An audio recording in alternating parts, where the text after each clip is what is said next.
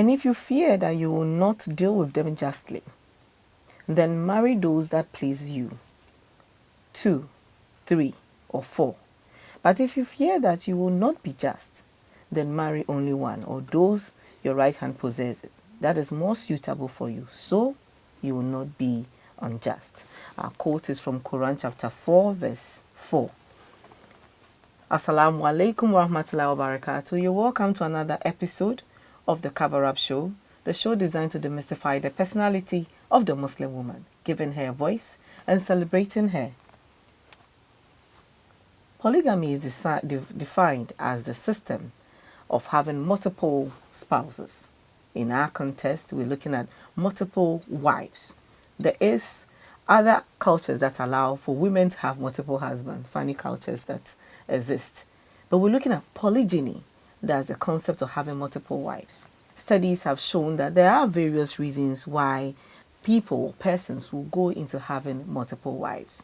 Shortage of men having other preference, the fact that women are able to share their spouses, unlike men. Call it plural marriage, call it multiple wives, or co-sharing, or co-husband sharing, whatever you choose to call it. Islam embraces polygamy or polygyny. But there are some misconceptions and some reasons why most people frown on it. Male, female, both have their apprehensions. Others are also all for it. Why do we have this diverse opinion on polygamy, a tradition that is welcome and accepted as part of our faith? We'll be looking into it with our surprise guest. We'll be right back after this commercial break. There are many skin. Welcome back, and Jazakumullah for joining us on the Cover Up Show, the show designed to demystify the personality of the Muslim woman, giving her a voice and celebrating her.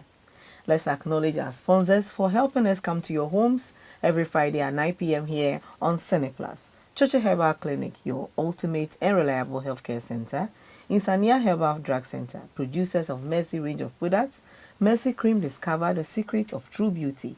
Rami's Kids Home and More for the best in children clothing and accessories. Kekau Furniture, furnishing just as you want it. And Habil's Fabric and Modest Wear for the best in modest clothing. Alhamdulillah, alhamdulillah. Today when you see me, I'm sitting out very straight and being a good girl on set because of our guest. We have in our midst Sheikh Aremeyaw Shaibu. He doesn't want to end the other Shaibu to it. The spokesperson of the National Chief Imam, immediate past regional manager of the Islamic Educational Unit of the GES. He's an imam and also always championing the cause of women and children, everybody. Sheikh, it's truly an honor. I'm humbled by your presence. Thank you so much. It's my pleasure also to be with you here. As a child, I've been watching you growing up. Always, I want to be like that. Man, I want to be like that. So thanks so much. It's an honor to be in your midst. It's a pleasure. It's always be a service for us to educate ourselves, yes. To contribute to human development. Yeah. So we've looked at polygamy, the she story with women. Good. And their side of the issues, but we also want to listen from no other person than the cleric of Islam and the deeper meaning in terms of what it actually entails for us as a society. We want to understand what polygamy is really. Well, in your introductory presentation, you already gave us a definition. Yeah. From two sides, a system where there's a plurality of wives under the care of one man. Then the other, a system of plurality of husbands under one woman. Under one woman. In each of the cases, you rightly mentioned the correct terminology, and you mentioned polygyny. Yeah. So in the case of plurality of wives under the care of one man, that's polygyny. Polyandry, the plurality of husbands under one woman. But polyandry has not been a popular subject. It was a practice even in ancient, of a primitive community. It has not been a popular something that has been known so much about. But the one that has been known as part of tradition of human culture, but across cultures, across traditions, even across religious persuasions, we see the practice in various scriptures. I mean, we see the practice of polygyny, where one man is under his care a number of wives, and that is exactly what is. There could be different reasons why people do so. In some cases, it might also have its advantages. It must have its disadvantages. If properly handled, then we see the advantages. Showing manifesting very well. If wrongfully handled, you see the disadvantages showing in a very glaringly in a way that is so much deeply injurious to society. Yeah, that is why I'm sure you will ask me, or we can go straight, and that is why the caveat in the text that you made, introductory caveat, reference you made to the Quran, God, Allah subhanahu wa ta'ala, wants the best for humanity. Because he is good. He is pure. That's why we give him glory. He makes no mistakes. So any injunction he gives us, any kind of favor he does for us, there is something that is fundamentally good in it for us, except if we misunderstand what he has given to us. That brings me, why did it even come in the first place? Yeah, in the first place, the pre-Islamic Arab society, because you must understand the social and cultural milieu within which the Prophet himself, one was raised, two, one in which he grew, three, his upbringing and worldview, how he was growing. So all these are part of things that shaped up until the revelation came to him. So it was the pre-Islamic Arab practice, but that it was an unregulated, practice. For them, it was a free hand. One can go in for as many as possible wives that he want to take. But there came a time why this in the contextual place for it is when there had been a number of expeditions, and so many of the men who were in the war front had lost their lives. So they were shortage of men. So in God's own wisdom, there must be a certain kind of welfare system that will cater for these women and their children who have lost their wives. In fact, there's a wisdom in it which you can see in modern day welfare system as you can find in Europe or in any of the developed countries. Where a special dispensation is given to women who for one or two reasons do not have children but do not have husbands. But it was a situation where there was no also a budget system of the time, so that such women will be isolated. So therefore there must be a certain system in which such women will be integrated and given care to close to the bosom of a man who will offer them the respect, give them the care and the love. So that children under them will have an environment that makes it possible for them to grow and to come up with the fullest of their potential. And you will see a certain condition set for us. And that expression for me is so significant. And I think most Muslim men who practice polygyny have not given attention to that. That if you fear, you will not be able to do justice or equity. In other words, if you fear your own inability, that's what it means. If you fear your own inability to do justice, to do equity, then stick to one woman.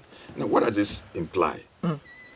Logically, it implies self-evaluation, self-assessment.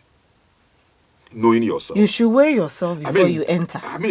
That is why, you see, people make a mistake, and even in the minds of some Muslims and in the minds of some non-Muslims, they think that polygyny is a law in Islam. Yeah, because they say it's sunnah. It's sunnah. They are practicing it as the Holy Prophet Sallallahu Alaihi Wasallam also practiced. So they are following the Holy Prophet. You see, there is difference between what has been made law a compulsion that do it. And a different situation where it has been made permissible. This text is only giving you permissibility. Now, what has been given you, made permissible to you, it means that it's an option. There are other options. You can exercise. You can exercise discretion in the choice of the various options given to you. And for each discretion you exercise, there is a responsibility. That is why for the man who go, it is a decision. And no one imposes that decision on him. It is a decision. That's why I said that when you... Yeah. You see, so that expression is very, very important. Very, very important. Very, very important for Muslim men to understand that it is not being told to you that you must necessarily have more than one wife, but that you are given an option.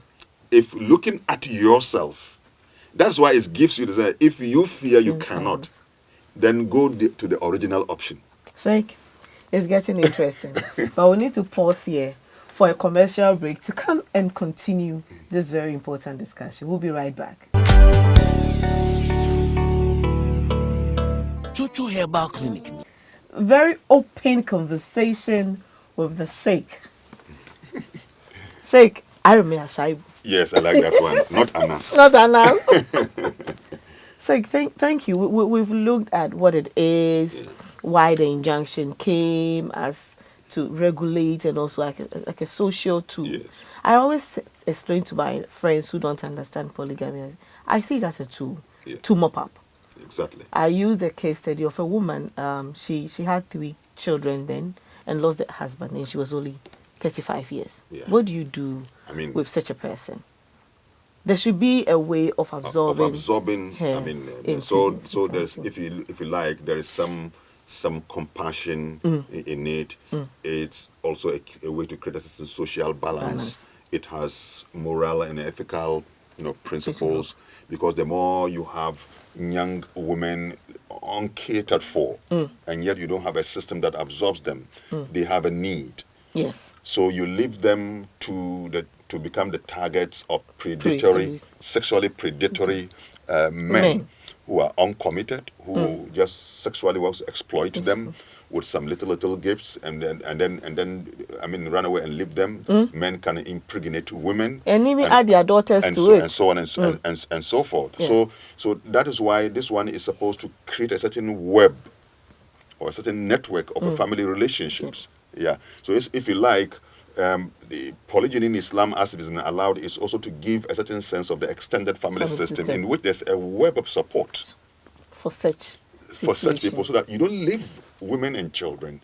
So polygamy, in effect, is not really to control adultery or fornication in marriage. Because sometimes you hear this story that I don't want to fornicate, or I don't want to commit adultery, so I want to marry an additional woman. Yeah, there are men who will tell you that. That's why there are, for outside of why the context of the revelation, you can find men who have different reasons why they get in. Yeah, there are some of them who will tell you, well, he wants variety. Is that really a good reason? Is it like their soups that they are tasting? When that happens, or even in marriage itself, is a devotion to God. So there must be a good reason why you want to get into it. Even if that is why, you should be able to go beyond and say that, well, because if I also do it, it's going to help in doing A or B. Because I know of someone who married a second wife because she was widowed. And the Prophet did so in many of the cases. There are several reasons why the Prophet had to marry the number of women that he got married to. Some of them were his own companions who were so committed to him. They left his wife. They migrated with them. For her to be left, for example, under the care of the Christian king, he thought that then it's better that he drew her to her bosom. And because of his status, she herself was happy that she was going to become the wife of the Prophet. And so some of them were quite old women. Yes. Yeah. I've been told. Because if you consider he himself, even his first wife, yes. if you consider the when he died, how old she was, and before he even married Aisha and the rest. So some of them were actually much older women. That because of compassion, he wanted them to draw him into a family and create a web. He did so. So if we have to think in line with what the prophet did, then we should carry ourselves beyond just the desire for sex. Yeah. Because that was not the basis for the prophets. Yeah. Because if he is our model, the best exemplar, I mean, so then we must go to that. I keep on, especially, I mean, I talk to especially the Muslim elite women, particularly. With what mindset do you approach the Muslim marriage? If you can approach the Muslim marriage as a Muslim woman with the mindset that, one, Allah in His wisdom has permitted it. He has, in His own wisdom, He has permitted it. Two, the Prophet that you believe in, practice it. So it means that it is not abominable. If you can approach with this mind, you will not bother yourself so much for this practice to give you the injury of stress, desperation, and frustration, sometimes leading to even to depression, and so on and so forth. Because it will be healing if you approach with the mindset. Now, the onus lies on the husband, who is moving between these four wives. And I charge every husband. If you dare to enter into this range of marital relationships, you carry the heavy burden of ensuring that you don't cause displeasure of any one of them. You know what?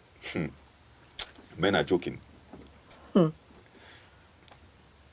Prophet, sallallahu alaihi wasallam, there's a hadith which says that whoever marries more than one wife and does not do justice or equity among them, on the day of judgment, he will be resurrected, half of his body paralyzed. And I want to say strongly to every man, yeah, if deliberately you cause pain because of your discriminatory treatment of women that you have brought under your care, and you cause, for example, it's totally unacceptable that you marry your first wife, she saw you through, sometimes when you didn't have anything, sacrificed for you, give birth to your children, you bring in the second wife, and all of a sudden you no more have attention to this one. Or somebody tells you that, oh, your first wife is not behaving well, marry another one. She'll come now. Your duty was not to actually go in for the second one. Your duty was to look at how do you get her to fall in line. Exactly. Sometimes, have you examined yourself? Is it your fault? Is it your fault? Because, you see, Allah says women must be humble to us, but that He also tells us to be fair to them. But so, do you need the permission of your wife before you marry? In fact, you may not say you need it essentially, but it is necessary. For peace. And that tranquility. Yeah, for peace. We know naturally no woman or majority of women naturally from the day one will not accept it. Yeah. Yeah. And that is why at the first instance. And that's why there must be a way to communicate. And before you even do so, make sure that, so are you satisfying things that are needed? Give her the confidence. There's a typical case. She's the one taking care of, let's say, 70 to 80% of the home. She's the one doing everything, seeing the kids through school. They are in the now at that age. I mean, they are elderly couple now. Yeah. Now that you're going to marry. I mean, and already you have shown that you are incapable. Yes. Of providing all the needs. And she is the one who is going to suffer the brunt. And then you are bringing in another. That is why you should be able to respectfully engage her. Because in marriage, what people don't understand, there is something I call the Quranic metaphor in the description of marriage. The Quranic metaphor. What is that metaphor? We call it the metaphor of the garment. Yeah. You see it? Yeah, garment for you, a garment for Exactly. them. Now, you see, the reciprocity, the way it's been so arranged, you are garment unto them, they are garment unto you. A friend used it to sing a song. Exactly. Unto me. Very nice. You see, so that reciprocity. No, marriage is marriage, but what is the relationship between marriage and garment? This thing that I'm 2 wearing. years. What is the relationship of this thing that I'm wearing and my relationship with my wife? What it does mean is that there is something that a garment supposed to do to us. Covers our secret, gives us protection, warmth, comfort. Our dignity is protected. The dignity and all those things. The moment you put on a certain garment, your whole personality changes. That is it. So comfort is one of those things that a garment does. So you will be a source of comfort to your wife, and your wife will be a source of comfort to you. Yeah. Marriage, when it becomes so enjoyable, you see, it takes away even restrictions. It's not. It ceases to be a matter of law. No. It's so deep because you see, God is so much involved in it. So much so that you do not even want to displease God by doing things that will undermine the harmony of marriage. That's why we are told that out of all things permissible, the most detested thing in the sight of God is divorce.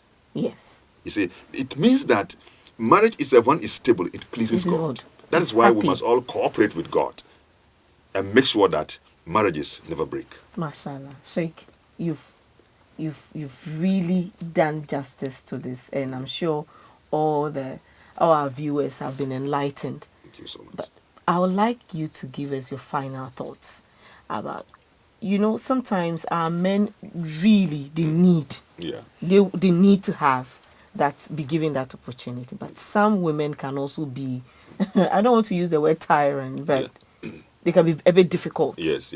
Okay, so you've advised the men, you've given us the hadith about what is going to happen to them on the day of judgment. Yes. They have paradise. Yeah. For the women. Yeah. And for their hearts to... You women who have problem with jealousy and envy and all that, and I want him for myself. That is where I think the problem really lies. I think that a woman, one, like I have mentioned earlier on, approach Muslim marriages with the correct mindset. That this is something that hinges on revelation. It goes back to revelation. Yeah, once they believe in Allah, that's one. Two, they must approach with a certain sense of virtue. The virtue of love, the virtue to sacrifice, the virtue to share. Because these are virtues that when people in a family under one man, if they are able to share, you see, children who are in the family will learn a lot from them. Sure. And they will be contributing to stability of society. And I think that's the way I want to, but that on the other side, men should also do what it takes. You see, men should remove the anxieties and fears of women from the way that they treat women in polygynous families. You mentioned, you used the word, they should handle with some amount of maturity. And I love that maturity. Because, you need to understand women very well. See, women are special beings. They are made of layers. If you don't understand them and you have 4 of them under your care. I have worked with women in my office, and it has helped shaped the way I think about women. You have to be careful about their sensibilities, their emotional makeup, how they feel about things, and never underestimate such feelings. That is why when you are there, you are central. The centrality of your role should be able to make you that you give attention to those things that are of concern to them. Yeah, show them love, show them respect, and I think that you will get women to do everything for you because they are manifestations of God's affection. Mashallah. Sheikh, thank you so much. Show them love, show them affection, and you get them to do. And indeed, that was the command of Allah. Women be serving men. Love your wife. When you love, mashallah, they will do everything and be responsible and handle things with maturity, and women should also enter marriage on the principle of Islam and as a Muslim woman. Sheikh, thank you so much. Sheikh Aremeyaw Shaibu, spokesperson for the National Chief Imam, retired educationalist. But you are not retired, you are still continuing. We haven't finished learning. Thank you so much for being on the Cover Up Show. The show designed to demystify the personality of the Muslim woman, giving her voice and celebrating her. Before we go, we'll have to acknowledge our sponsors again, very important, so that we can come to your homes every Friday at 9 p.m. Chuchu Herbal Clinic, your ultimate and reliable healthcare center. Insania Herbal Drug Center, producers of Mercy range of products. Mercy Cream, discover the secret of true beauty. Rami's Case Home and More, for the best in children clothing. Cacao Furniture, furnishing just as you like it. And Havel's Fabric and Modest Wear, for the best in modest clothing. Before I finally let you leave, just remember that happiness in marriage is a moment-by-moment thing. It's a choice and a decision that you make, that I want to be happy in my marriage. Nobody can make you happy except for yourself and Allah. Let's fear Allah, let's put in the hard work, and inshallah, He will grant us the pleasure and the success of a good marriage. Jazakumullah. Join us again, same time, same place here on the Cover Up Show, the show designed to demystify the personality of the Muslim woman, giving her voice and celebrating her. I am Rahmat Wasim. May Allah be with us all.